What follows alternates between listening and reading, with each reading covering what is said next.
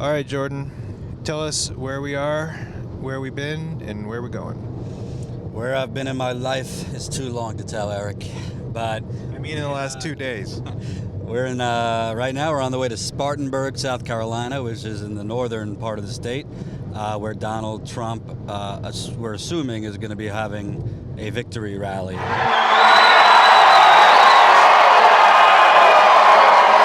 We just came from Columbia, the state capital, where we were doing some interviews, African-American activists, when we saw a Confederate rally going on with some Trump supporters. I shouldn't say some, all Trump supporters.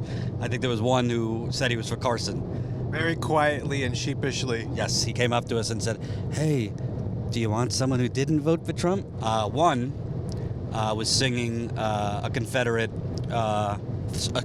song. The Confederate song. The Confederate song, the Dixie. Win Dixie, or what was it? It's called Dixie. Dixie. In Dixieland, I'll take my stand to live and die in Dixie. Away, away, away down south in Dixie. They were all holding the Confederate flag when pointed out that, Trump was for the flag coming down. They said, all of the candidates were, so that's not a big deal. We think he's going to make America great. There was definitely a racial undertone to a lot of what they said, because every one of them, if it was not number 1B issue was the border and stopping the Mexicans and the Muslims from coming in. The people that are coming through the borders today are criminals. They're breaking our laws. The guy who organized the rally, it got a little testy between us. One old guy with one tooth actually hit me on the chest. The black American who was engaged in that did something. He physically confronted, physically assaulted. I might get shot myself if at a traffic stop. I got out of my car and went.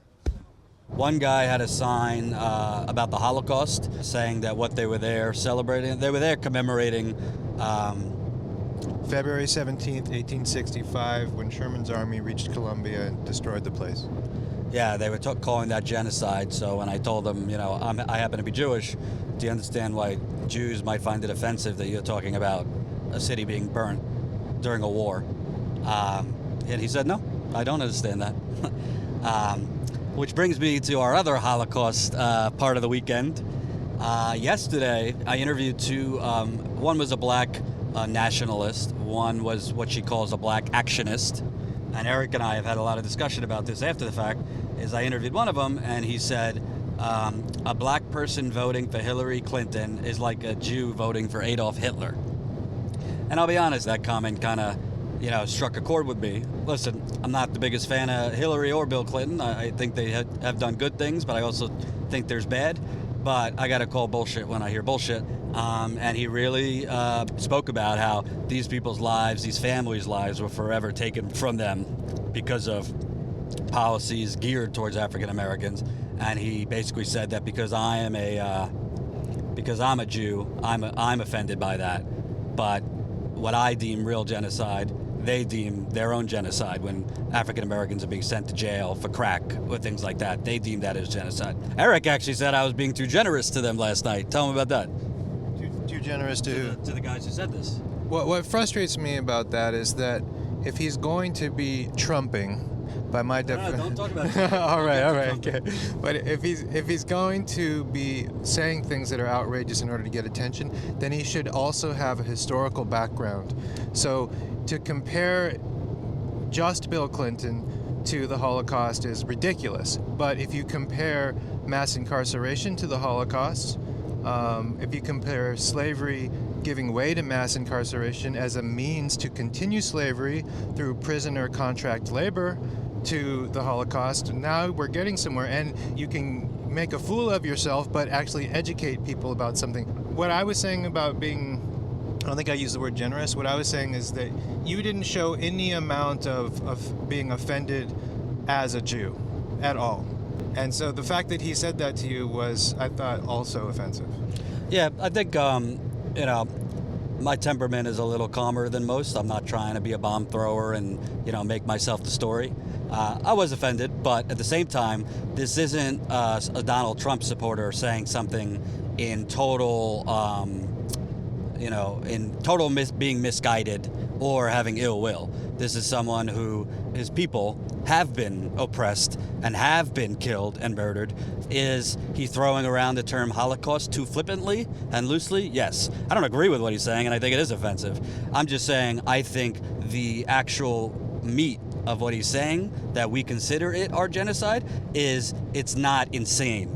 I do think it's insane to compare Bill Clinton or any politician to Adolf Hitler, but beyond that, if he didn't use that extreme rhetoric, I think if you're talking about they took our lives. And also, let's just put this out there, important to know, this man was jailed for 8 years for selling drugs.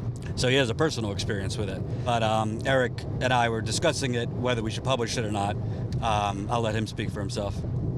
Okay, well, my feeling was that when a minority is represented poorly in the media, it tends to be used by conservative media outlets as a way to disparage all minorities.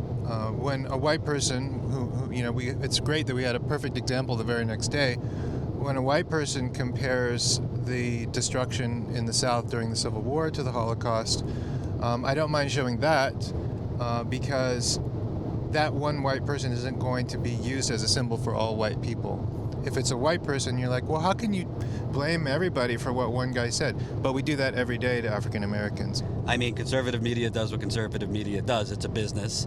So, I don't particularly think in terms of the stuff we shoot, we can decide what to shoot or not to shoot based on, or publish based on conservative media is going to take this and run with it.